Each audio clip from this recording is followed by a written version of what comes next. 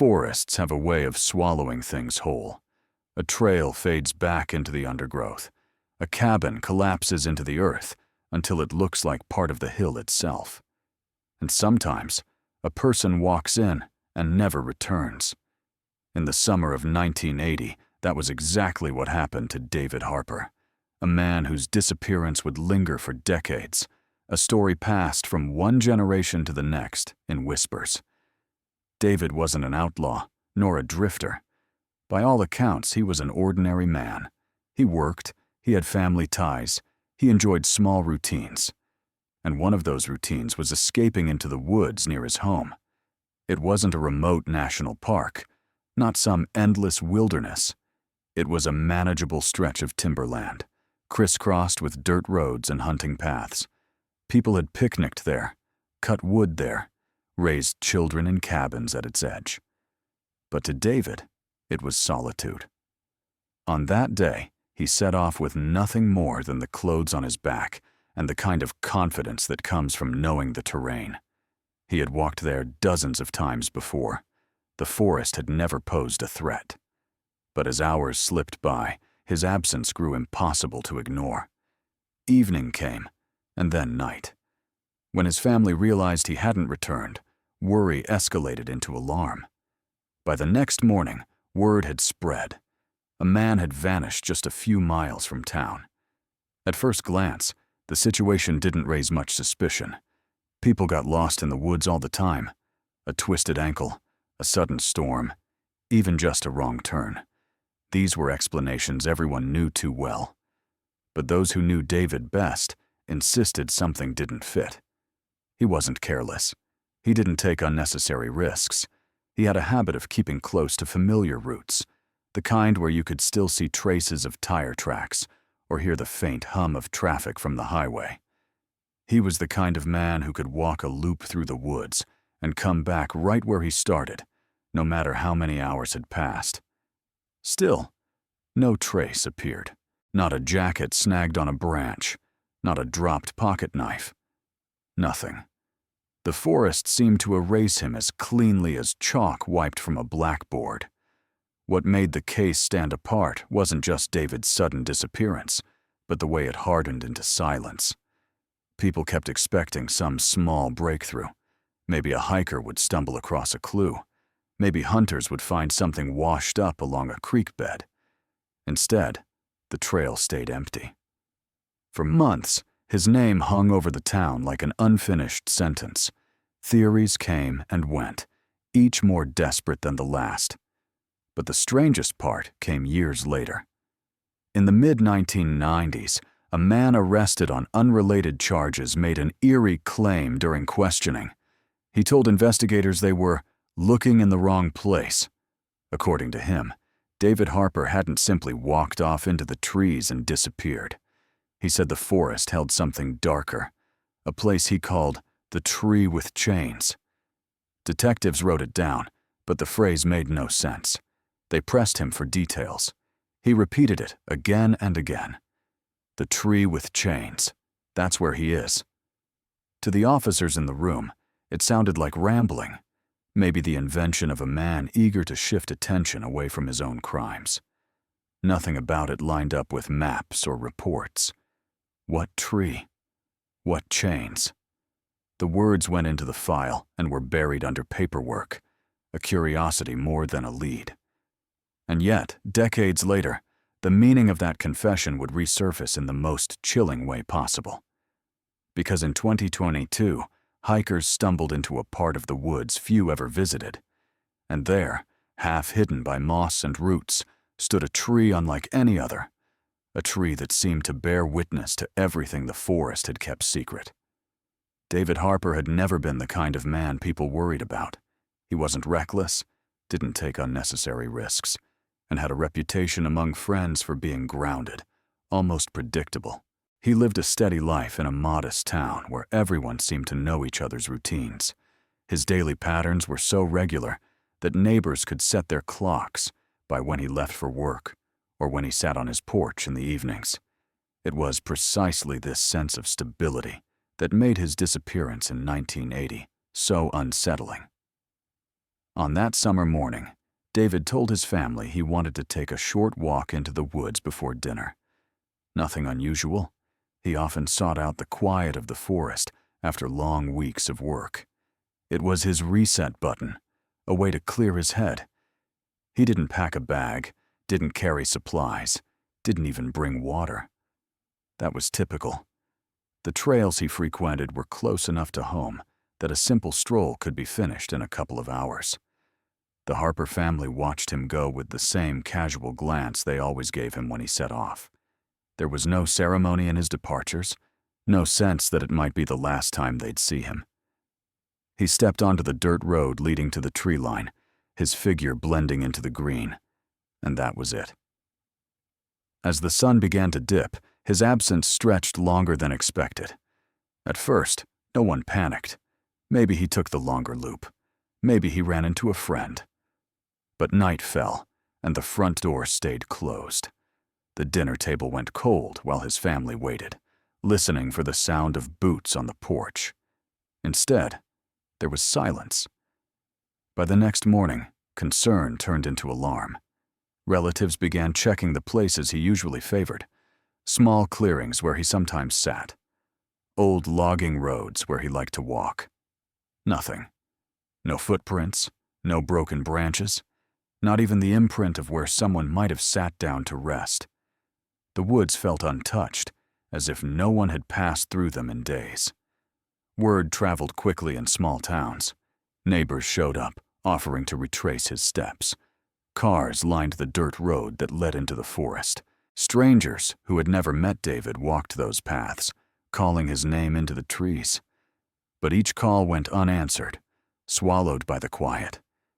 It was the kind of disappearance that made little sense, because nothing about David's life suggested he had reason to vanish. No debt, no secret double life, no history of wanting to escape. He was the sort of man who left behind grocery lists, unfinished chores, and half-read books, the ordinary footprints of an ordinary existence. And yet, he left no physical footprints in the place that mattered most. The forest gave nothing back. No discarded object, no article of clothing, not even a sign of struggle. It was as though David Harper had stepped past the tree line and dissolved into the landscape. The morning after David Harper failed to return, the Harper home no longer felt like the quiet refuge it had always been. His family went from room to room, checking places where they knew he couldn't possibly be. The shed, the attic, the garage, as if by some miracle he might have slipped back in unnoticed during the night. By sunrise, it was clear. He was gone, and the woods were the only answer. Relatives and neighbors gathered at the edge of the tree line, scanning the horizon as if David might casually appear in the distance, brushing dirt from his boots. Some carried lanterns. Others clutched maps that were more symbolic than useful, since most of the paths weren't marked on paper at all. The land was a patchwork of old logging routes, deer trails, and half-forgotten wagon roads. To someone like David, who had walked those woods for years, it was familiar territory. To outsiders, it was a maze. People fanned out in small groups, calling his name, waiting for the simple relief of an answering shout. But the forest had gone silent. Birds scattered at the sound of voices, branches creaked, but nothing human stirred. Hours passed, then a full day. By the second night, fear began to outweigh hope. His family described his habits to anyone who would listen. He was cautious, predictable, not the sort of man who wandered aimlessly. He never strayed far without telling someone where he'd be. If he planned a long walk, he would mention the specific trail or clearing he intended to visit. That day, he had said nothing out of the ordinary, just a walk before dinner, a walk he had taken dozens of times before. It was the familiarity that made his disappearance so strange. People didn't vanish on well-worn paths just a short distance from their own homes. And yet, when searchers walked those same paths, they found nothing out of place. The dirt looked undisturbed, the brush unbroken, as though no one had passed through it all. Rumors began almost immediately. Some believed he had been lured off the trail by someone he knew. Others whispered about dangerous drifters, the kind who sometimes camped near back roads. A few even suggested he might have chosen to leave his life behind, though those closest to him dismissed the idea outright. David had left no note, no hints of dissatisfaction. His wallet remained at home, along with his identification and personal effects. He had taken nothing but the clothes he wore. Theories multiplied, but none of them explained the most troubling fact. There was no sign of him anywhere. Not a scrap of fabric, not a broken twig, not a misplaced footprint. The woods didn't look like the scene of a struggle. They didn't even look like the scene of a walk. Days stretched into weeks. Each new attempt to retrace his steps ended in the same dead silence. The trail that had always been his sanctuary was now an empty corridor, a place that seemed to erase not just the man himself, but every trace that he had ever been there. For the Harper family, the forest became both enemy and riddle. They stood at its edge, staring into the trees that had once been so harmless, and wondered how a familiar landscape could turn into something that swallowed a man whole. In the weeks that followed David Harper's disappearance, the community did what small communities always do. They closed ranks. Friends, neighbors, even strangers poured into the woods, determined to find some trace of the man who had stepped into the trees and never returned. Cars lined the gravel road leading to the forest, and people came armed with flashlights, walking sticks, and the stubborn belief that no one simply evaporates. The first few days were the most intense.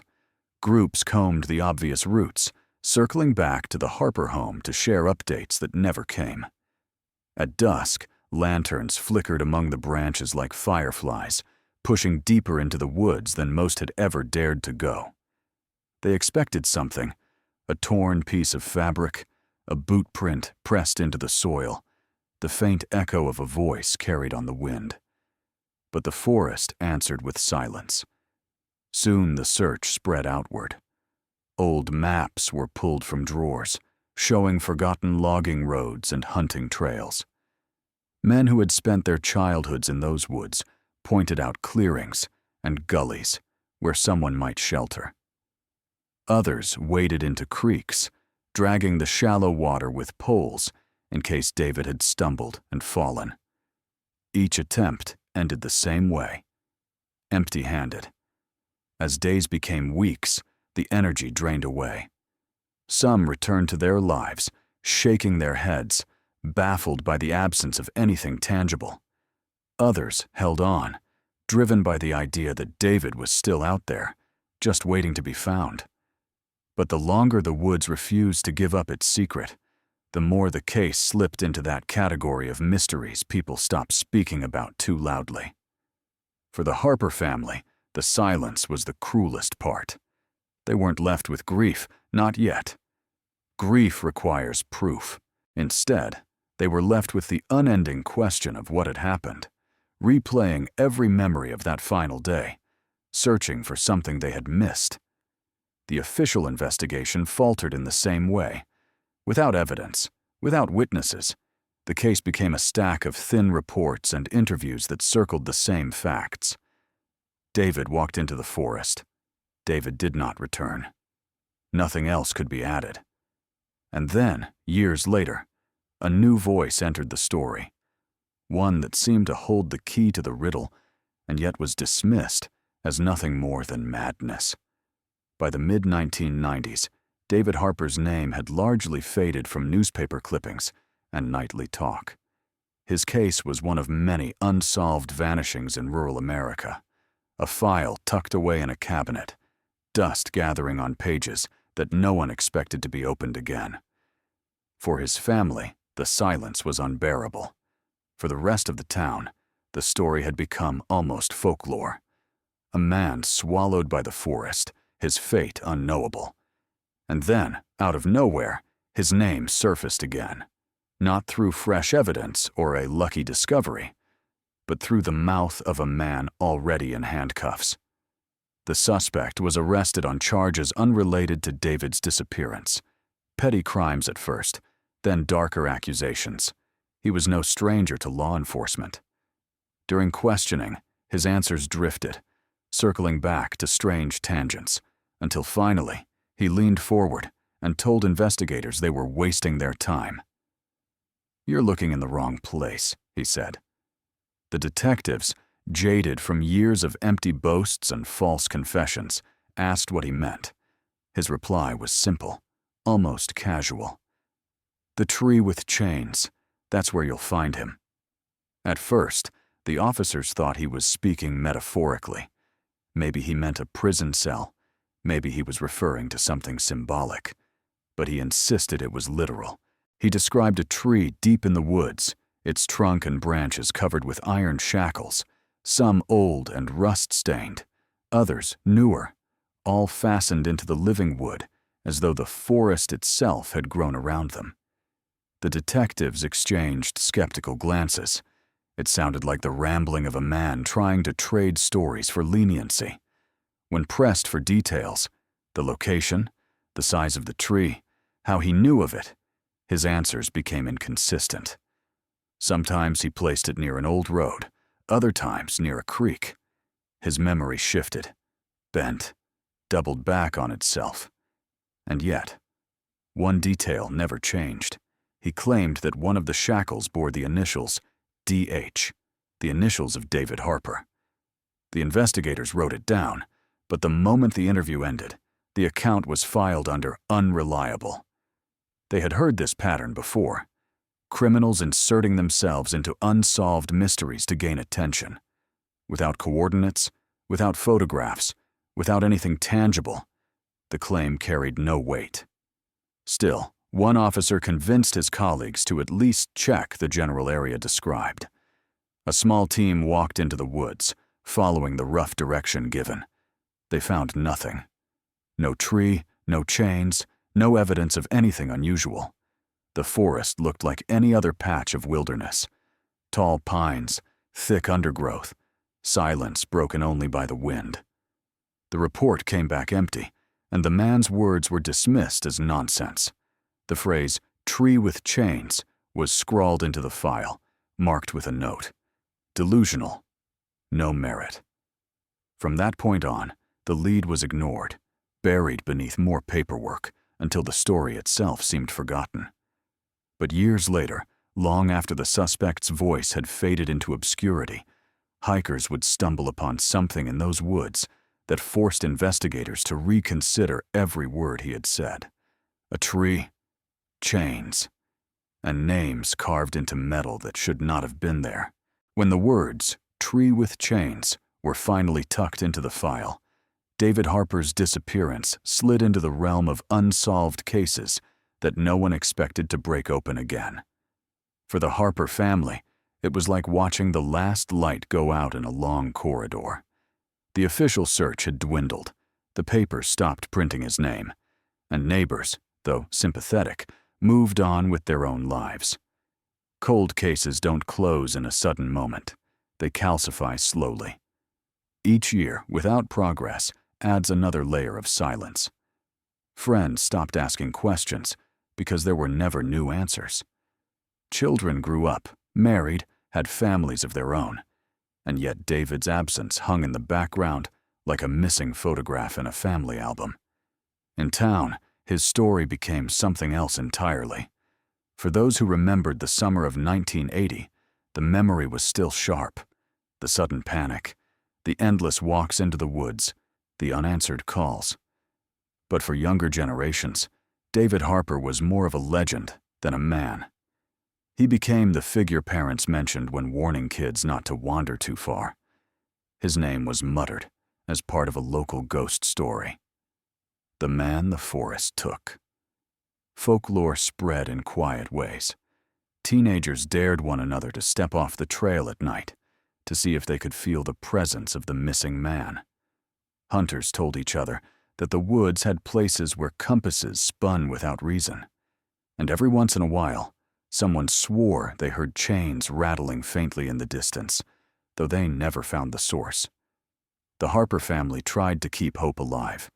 His brother kept a photograph of David taped to his truck's dashboard. His mother refused to change the lock on her door, always convinced that one day she might hear a knock and see him standing there, older but alive. Yet even within the family, time carried its own weight. Hope curdled into exhaustion, and exhaustion hardened into resignation. Law enforcement treated the case as one more open file in a drawer full of them. Without evidence, it was impossible to pursue.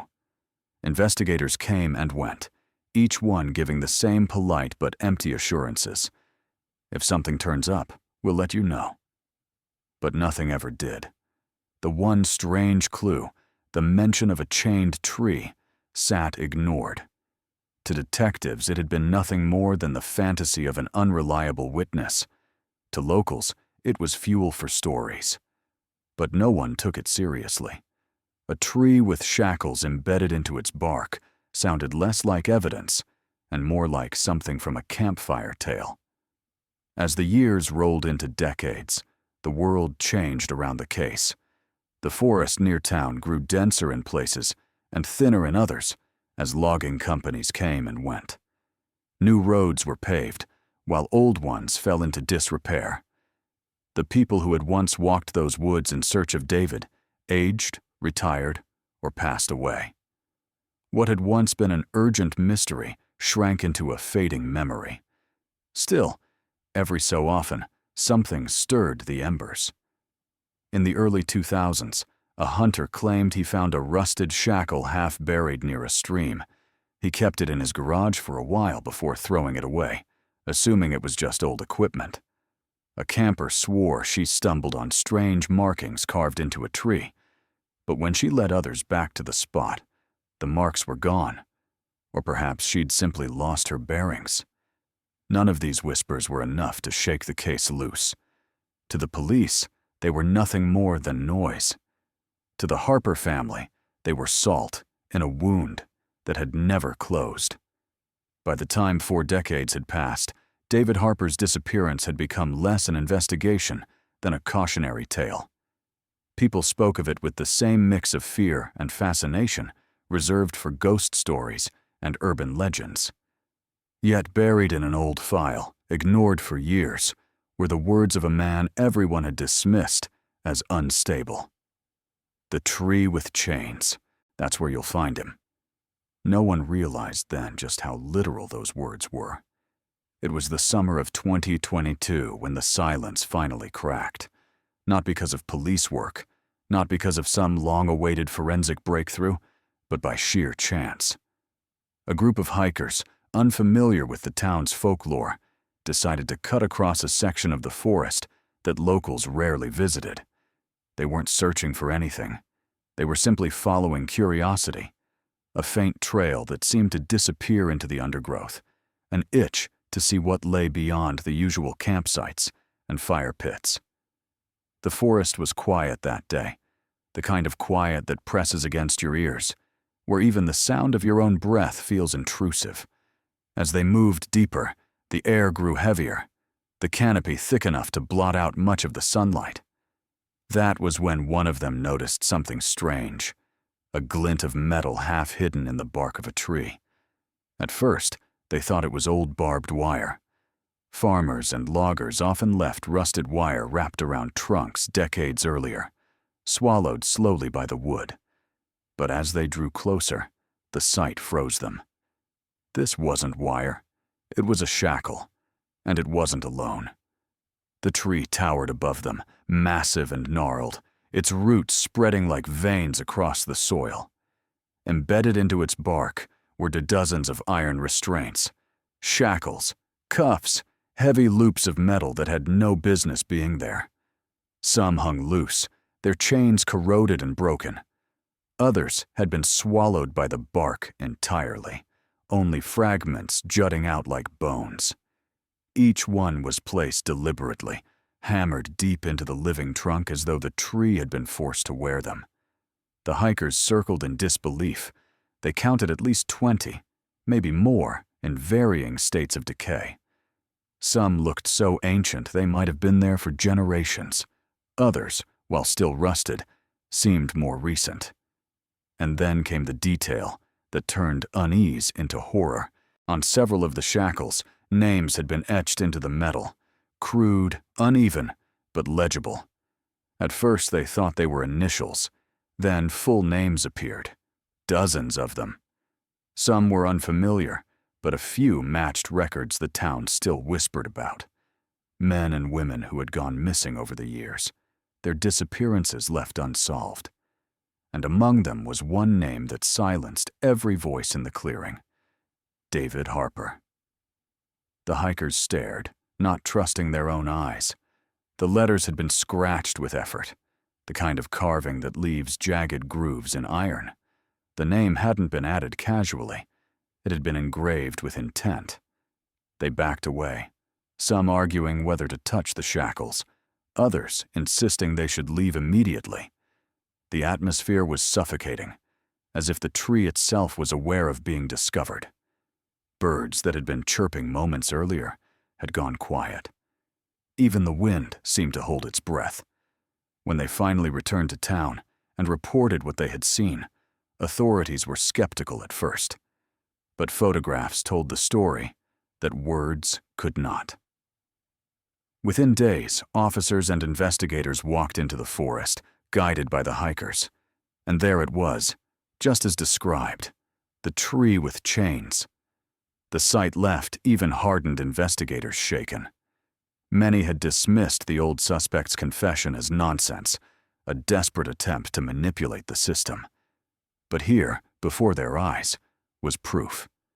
The tree wasn't a metaphor. It was real, and it bore the names of the missing.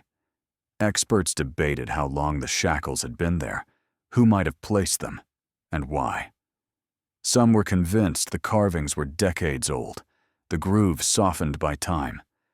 Others thought certain names looked fresher, the marks sharper.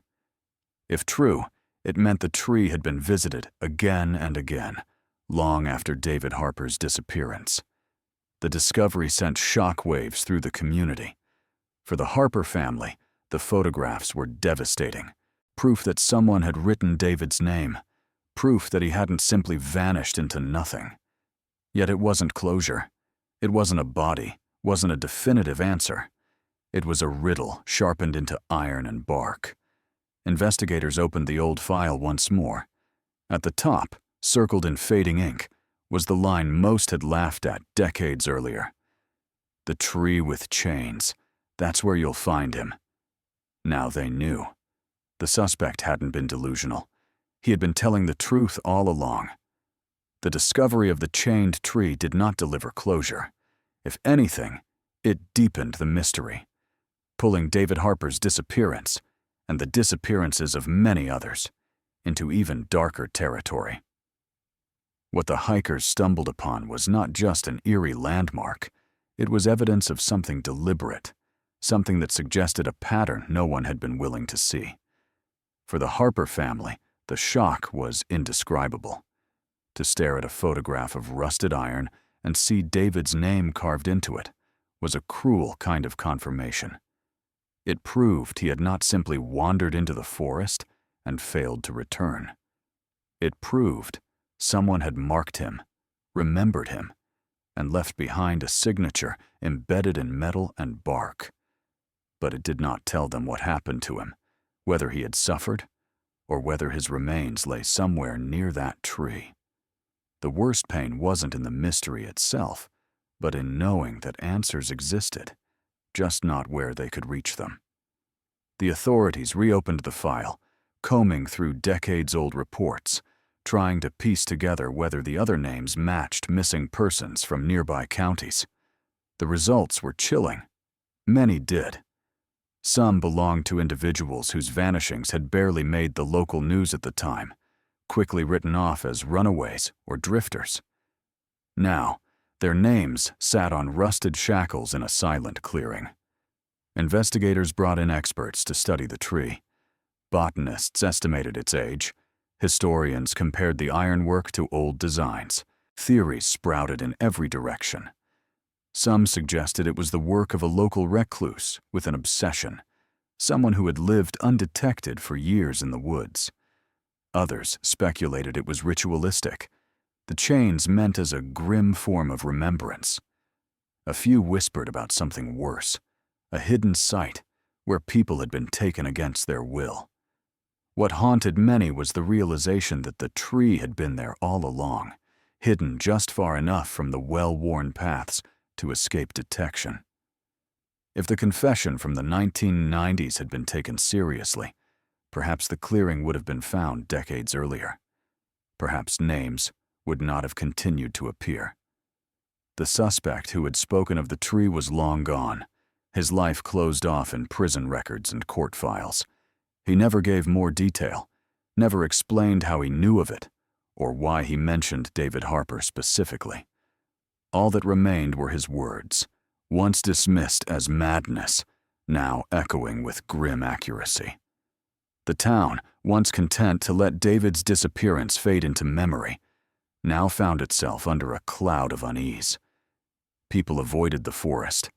Hunters spoke of strange sounds near the clearing, metallic echoes that carried through the trees. Tourists came too, curious thrill seekers who wanted to see the infamous tree for themselves, despite warnings. Each photograph they snapped only spread the legend further. For the Harper family, the renewed attention was both a blessing and a curse. It kept David's story alive, ensured he wasn't forgotten. But it also meant reliving the agony, hearing strangers debate whether his name on the iron proved his death or simply marked his memory. In the end, the discovery offered no resolution. No body was found. No culprit was named. The chains remained, stubborn and unyielding, their origins locked away in silence. The investigators could only catalog the evidence, photograph the engravings, and leave the tree standing, a monument to unanswered questions. To this day, the story lingers like a shadow over the town. The clearing is whispered about but rarely visited. Parents still warn their children not to wander too far, invoking the same name spoken in hushed tones for more than 40 years. David Harper. The tree still stands, its bark twisted around rusted shackles, holding the names of the lost. And if the wind is just right, locals swear you can hear the faint rattle of chains